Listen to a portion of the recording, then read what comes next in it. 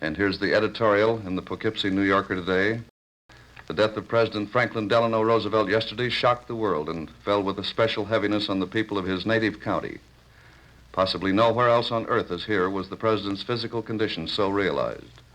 Despite the many repeated assurances that his health was good, people here who had known him intimately for so many years were startled when they saw him in close view during the last election campaign. From that time on, his county neighbors knew Mr. Roosevelt was a very sick and frail man, carrying on by sheer will and determination. Franklin D. Roosevelt has died in the service of his country as surely as if he had been struck down on the battlefield. Today, in our sorrow, Dutchess is not concerned with the place that history will assign to its most famous son. We know it will be in company with those other great leaders who have defended our nation and have led her to victory over the enemy. We who knew him best are more concerned this morning with Mr. Roosevelt the man. Dutchess sorrows with his family. We grieve with them in their personal loss. While it's regretful he should have died when victory is at hand, it is also true that Mr. Roosevelt, by his great will, lived to see his nation through the crisis, the greatest ever faced.